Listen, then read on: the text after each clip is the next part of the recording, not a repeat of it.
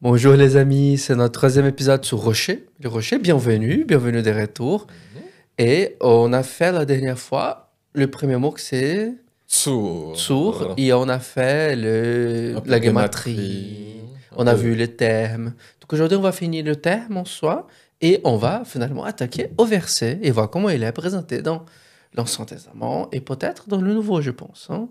Ou seulement ancien, je pense. Ancien. Parce que le Nouveau, il n'y a que Petra partout. Il n'y a que Petra, puis je crois qu'on l'a assez vu dans le Nouveau Testament, parce que ça reprend des textes justement de la Bible hébraïque, donc la plupart du temps. Hein. Donc il faut qu'on voie les textes dans la partie hébraïque. En tout cas, on tient à remercier le commentaire qui nous a donné cette idée. Comme on a fait dans deux autres émissions, donc n'hésitez pas à mettre ça en bas, des choses que vous en pensez de la série en commentaire et de ce que vous en pensez sur ça.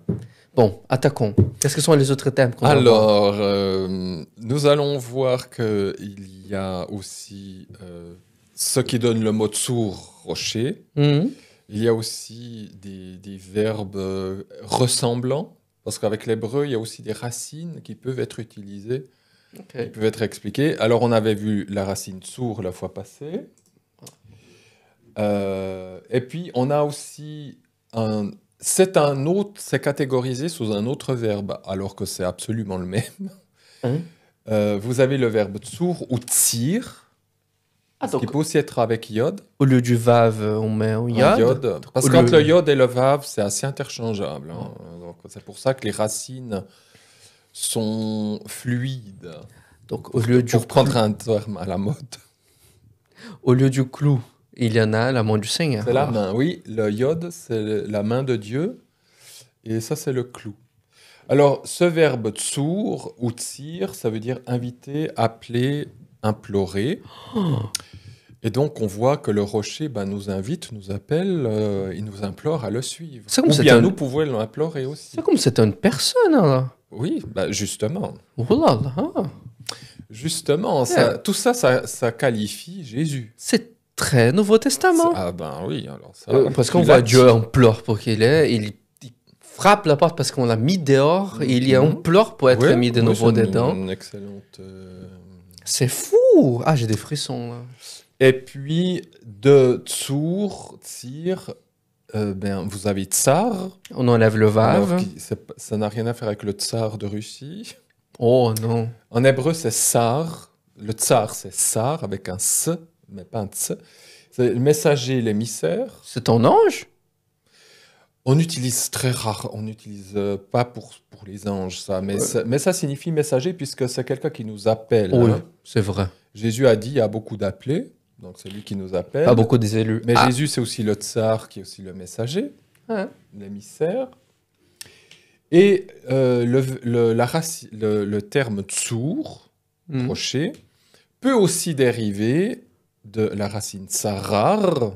Il y a le resh, qui, comme par hasard, a à peu près la même signification que tsur, hein. Pressé, comprimé, enfermé, mais plus dans un sens d'emprisonnement. Oh. Hein, c'est vraiment quelque chose qui vous enferme. Ouais. Que tsur, c'est plus comprimé, écrasé, etc. C'est plus l'action.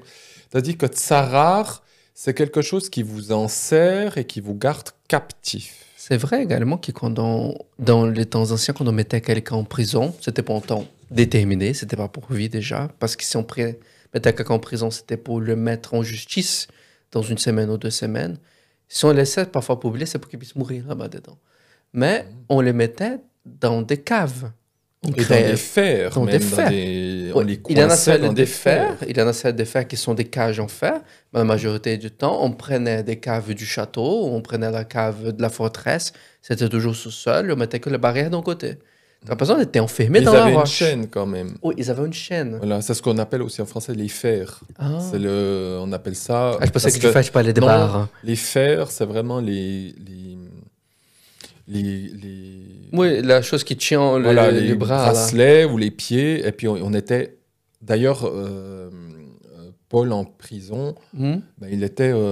Pierre, ils étaient enchaînés. Mais les chaînes tombent. Ça, ce que je vais vous montrer, c'est qu'il était mis dans une...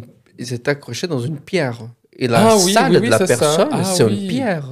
Ah oui, d'accord. Parce que oui, on va le rocher. On va pas créer une chambre pour des prisonniers. Ah oui, on va les mettre dans des rochers, qui sont à la base des rochers creusés. Donc, la roche, ça peut faire un sens c'est un endroit d'emprisonnement aussi. Tout à fait. Mais bon, ce que j'allais dire, c'est le Vav ici qui est prononcé. Je sais pas, j'ai blagué avec. Non, en réalité, c'est le iode qui est grossi. Ah, il a pris... Oui, c'est un iode géant. En fait, le resh, c'est un iode géant. C'est pas mal. Voilà. Je préfère ça. Alors, tsarar et tsar, ici, alors... Maintenant, les deux se prononcent la même chose, s'écrivent la même chose. Mais il y a des points alors qui sont différents? Non. Comment on sait? C'est le contexte. Ça, c'est après l'hébreu, on peut s'amuser. On s'amuse avec l'hébreu. Ah, on s'amuse. Qui veut dire le persécuteur, l'angoisse ou la tribulation. On reste dans les mêmes thèmes.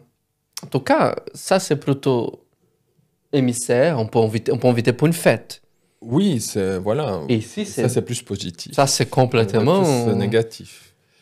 Et c'est justement le persécuteur dans l'hébreu moderne, quand l'hébreu moderne traduit le Nouveau Testament, la grande tribulation, c'est avec ce terme-là. Le même terme qui peut être messager. Oui. Et voilà, le messager qui peut être un persécuteur. Ah, si on voit le millénium, Jésus-Christ a quand même donné... De qui on parle. Voilà. Jésus-Christ ne va pas dire qu'il est persécuté en soi, mais quand on lui reste sa justice, il va... Quand Jésus reviendra, justement, c'est le rocher de scandale, le rocher qui va écraser. Et ça va être ce terme qui est utilisé, c'est le rocher qui écrase. Jésus, c'est le rocher qui écrase, qui sauve ou qui écrase. Donc, il va diviser les deux côtés. Il a les deux. Voilà. Peut-être les thèmes sont égaux. Enfin, ça à voir. Bon. Donc là, nous avons vu tous les termes, le terme tsu, et maintenant nous allons entrer plus dans des versets. Les versets. Voilà, avant d'aborder le deuxième. Il envoie toutes les versets, il envoie toutes les feuilles. Je comprends rien. Quand elle explique, ça m'explose la tête. Donc j'ai hâte pour les versets quand même. Alors, on va pas pouvoir creuser chaque verset, mais simplement, vous allez voir de qui on parle. Et puis après, quand on va faire le deuxième terme, voir la différence entre rocher et rocher. Ok. Donc, je pense qu'on a déjà assez compris de quel rocher on parle ici. Et puis... Aujourd'hui, on comprend. À l'époque, ils voyaient le Messie dans ces choses? Les rabbins, oui. Ok. Parce que nous, on comprend qu'il y a le rocher, parce que Jésus-Christ, littéralement, l'a dit. Donc, pour nous, c'est une clé donnée des têtes. Alors, Paul le dit dans 1 Corinthiens 10, il dit le rocher qui a été frappé dans le désert et qui a suivi le peuple, etc., c'est le Messie. Mais on retrouve la même explication chez les rabbins, qui disent que le rocher qui les suivait dans le désert, c'est le Messie.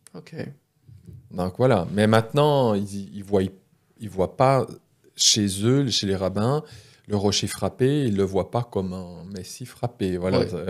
En tout cas, merci. Mais les rabbins voient aussi le rocher comme le Messie. Alors, ce qui est fort intéressant, c'est que la première fois où on voit le terme tsu, rocher, dans la Bible hébraïque, c'est en Exode 17:6. Et c'est Dieu qui dit à Moïse « Je me tiendrai devant toi sur le rocher d'Horeb. Tu frapperas le rocher, il en sortira de l'eau, et le peuple boira. » Moïse agit ainsi sous les yeux des anciens d'Israël. Donc, dans le contexte, c'est pas la première fois, ça s'est fait juste un petit peu avant. Le peuple veut lapider Moïse parce que ils ont soif. Ouais, c'est courant apparemment. Voilà, il y a plusieurs fois, le pauvre Moïse, il a failli être lapidé. Et Dieu, ce qui est intéressant, c'est que Dieu dit « Je me tiendrai devant toi sur le rocher ». Donc, il y a un rocher déjà, il y a un rocher physique. Et c'est Dieu qui dit « Je me tiendrai devant toi sur le rocher ». Ça veut dire que Dieu se présente visiblement à Moïse. Donc, de qui on parle? C'est le Dieu physique. C'est l'ange de l'Éternel, c'est Jésus. Qui ne meurt pas en regardant. C'est ça. Donc, ce qui est intéressant dans ce texte, c'est que Jésus va se tenir devant Moïse sur le rocher on a déjà toute une préfiguration de après quand Pierre dit « tu es le Messie », ça nous fait aussi référence à ce passage-là. C'est ce Dieu qui se trouve sur le rocher. Donc, le peuple a vu Jésus-Christ.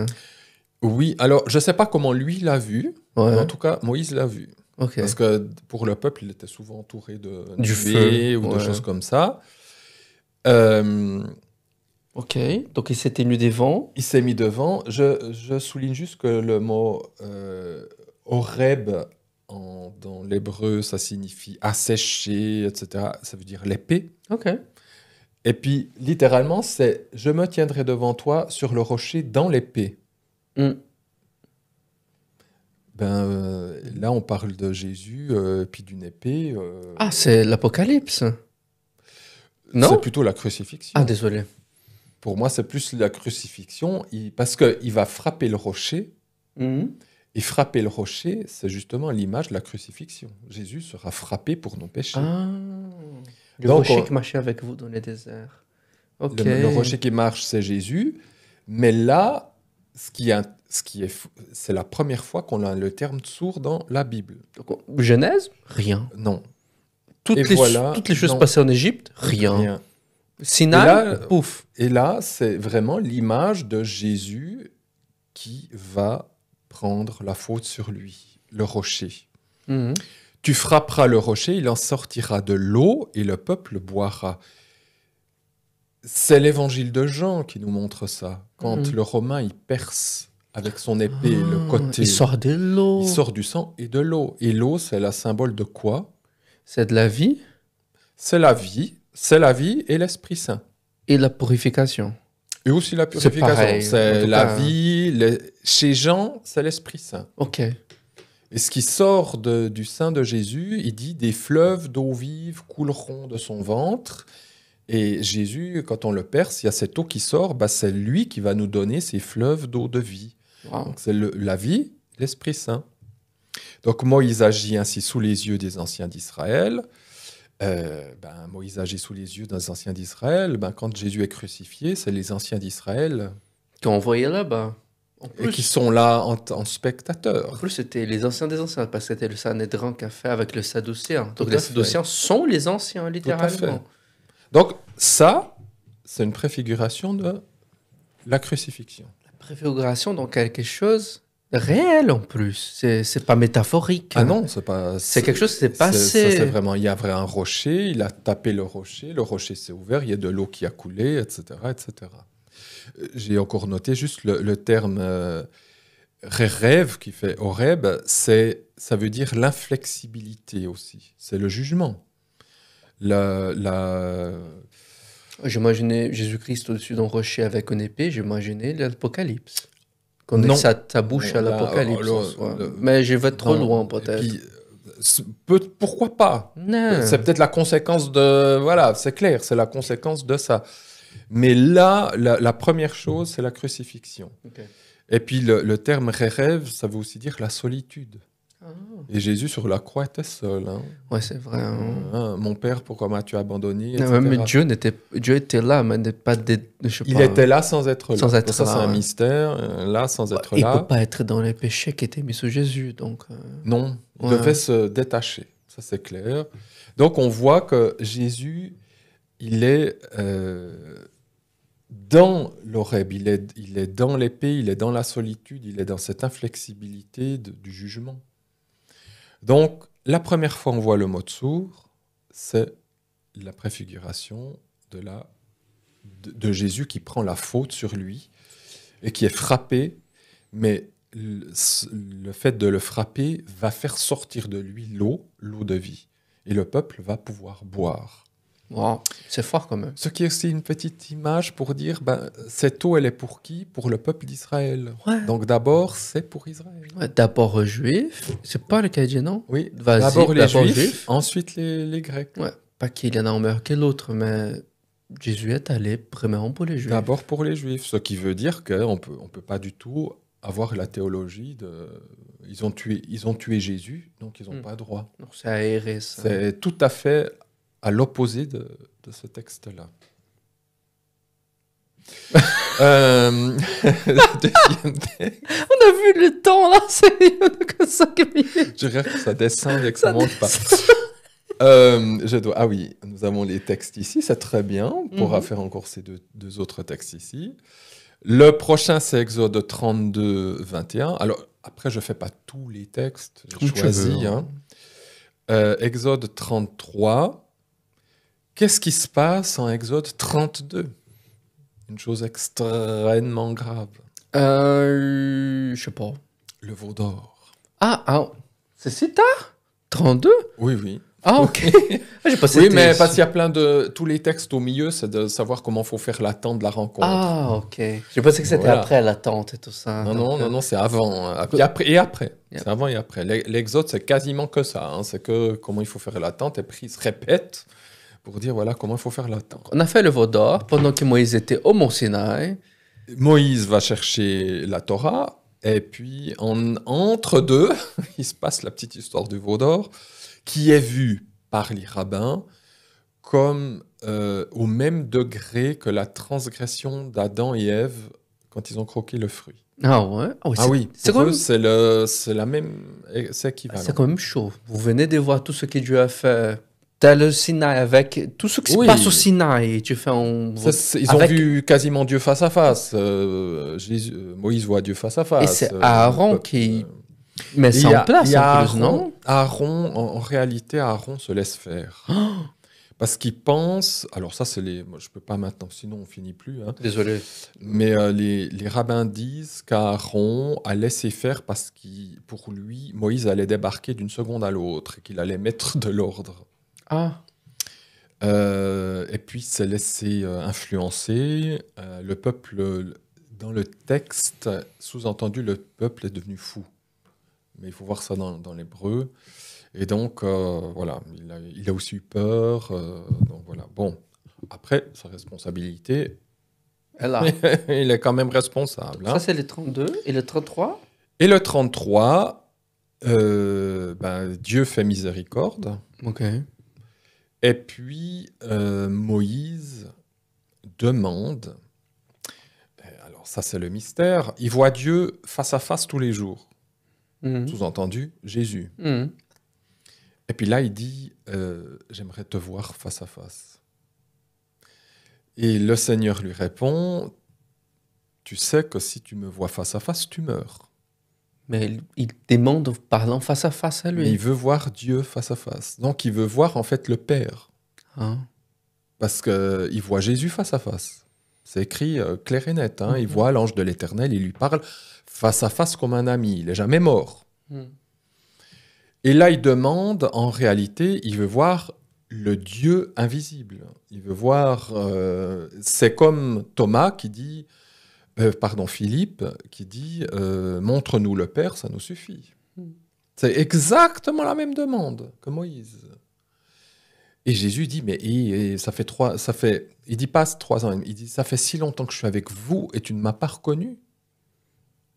Alors, le si longtemps, ça veut dire ça fait déjà 2000 ans que je suis avec vous. Mais il dit, mais si tu m'as vu, tu as vu le Père. Et de toute façon, tu sais bien que si tu vois le Père, tu t'es brûlé d'office. Donc, c'est exactement la même demande de Philippe. Okay. Et Yahvé lui dit, mais tu sais que si tu me vois, tu meurs. Donc, je vais te faire une grâce. Yahvé dit, voici un lieu avec moi. Tu te tiendras près du rocher. Quand ma gloire passera, je te mettrai dans le creux du rocher et je te couvrirai de ma paume jusqu'à ce que je sois passé. Puis après, il dit, tu pourras me voir de dos. Mais en réalité, c'est pas tellement de dos, c'est tu pourras me voir dans l'hébreu, parce qu'il y a un mot pour le dos en hébreu. Mais ici, ça dit, tu me verras après. Et les rabbins disent, tu me verras comme je suis dans le futur. Sous-entendu, certainement, Jésus. Il va voir Jésus en chair. Ça, c'est moi qui dis. Mais il dit, tu vas me voir comment je suis après. Bon. Après Jésus en chair. Au niveau prophétique. Oui, apocalyptique. Ou est-ce dans l'époque romaine? À mon avis, ça peut être les deux. Ouais. Mais pour moi, ça peut être aussi... Parce qu'il parle de nouveau du rocher. Ok. Donc, comme on voit que le rocher, c'est une figure de Jésus en chair frappée, etc. Mais ce qui est intéressant, c'est que le Dieu invisible peut quand même passer devant lui à la condition, comme il dit, je te mets dans un endroit avec moi. C'est avec moi. Donc il est avec qui, là? Il est avec Jésus. Il est avec l'ange de l'Éternel. Tu te tiendras près du rocher. Donc, il y a un rocher, il se met près du rocher, mais il est avec moi. Comme à gloire. Alors, quand on dit la gloire, c'est aussi 26 en hébreu. La gématrie, c'est Yod-He, Vav-He. C'est quand Yahvé passera, je mettrai dans le creux du rocher. Et d'être dans le creux du rocher, dans la Bible, ça veut dire je suis dans la protection du Messie. Je suis en Jésus. Et ça, c'est tout le Nouveau Testament. Jésus est en moi, je suis en Jésus, donc le Père peut être en moi. Et je peux avoir une connexion avec le Père. Mais je ne le vois toujours pas. Mais je peux déjà avoir une connexion.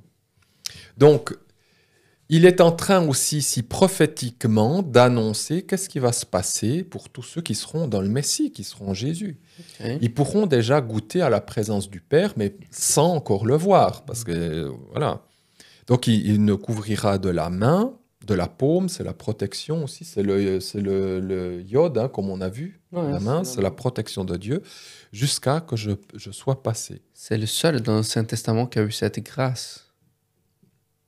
Oui, Moïse, il a eu plein de grâces. Il voyait Yahvé tous les jours. Et nous, on gagne ça gratuitement.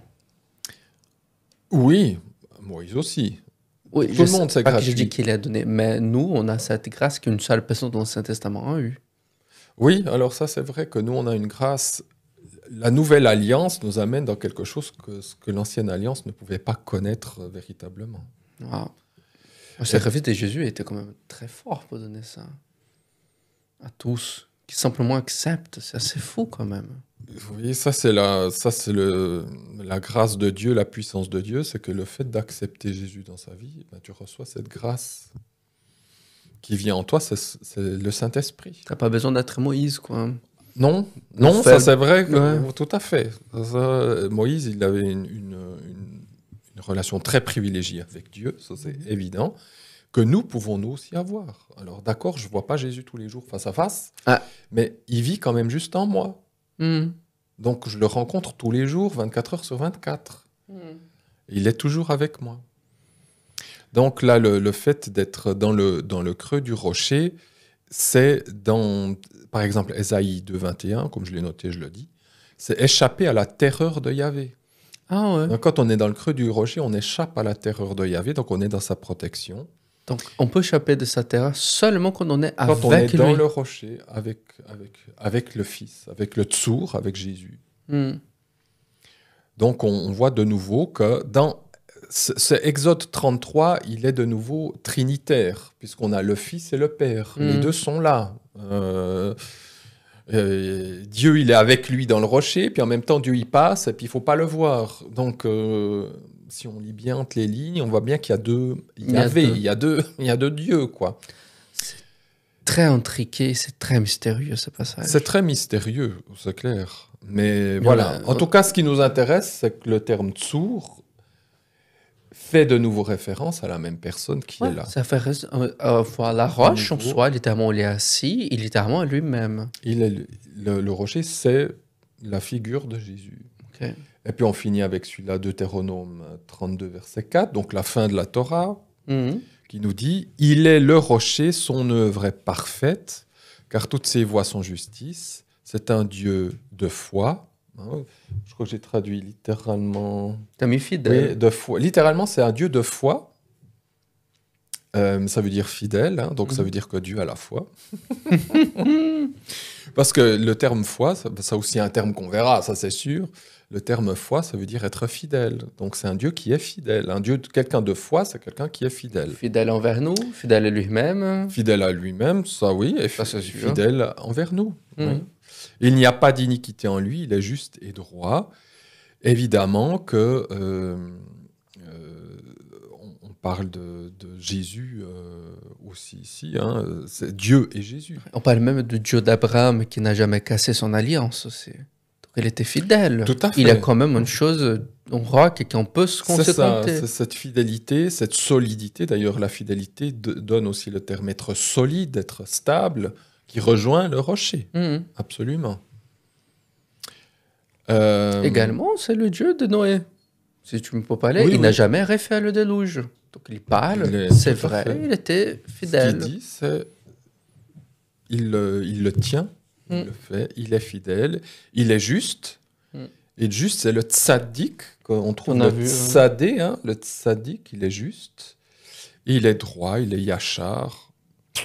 Donc voilà, c'est celui qui est...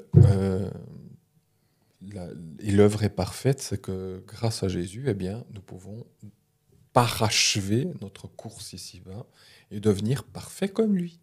En devenir. Parce que mais c'est à quoi on doit tendre. Hein. C'est une grâce quand même. Hein. C'est vraiment de pouvoir faire ça avec lui. C'est un cadeau absolument immérité. Et énorme parce que... C'est comme Moïse lui-même, malgré tout ce qu'il parlait, c'est je ne sais pas parler, je peux tuer quelqu'un, je fui de mon pays, je ne sais pas quoi. Dieu a décidé de faire une relation avec lui. C'est assez impressionnant. Et donc, on a fini aujourd'hui avec pas mal de versets. Je pense que le prochain épisode, c'est les deuxièmes. On continue les versets. Je pense qu'on a encore 3 ou 4 versets, donc on va voir ça en toute beauté. Et on peut toujours creuser la beauté de la parole, la bogosité de la parole. Hein. Hâte de vous voir dans le prochain épisode. N'oubliez pas de mettre en commentaire ceux qui vous ont pensé qu'on pouvait en parler, ou des commentaires sur ça aussi, ou même commenter d'autres versets sur les rochers. Et sans savoir, vous pouvez même trouver des versets qu'on va parler dans la prochaine émission. Et donc, en tout cas, une bonne semaine. Dieu vous bénisse. Et au prochain épisode. Au revoir. À bientôt.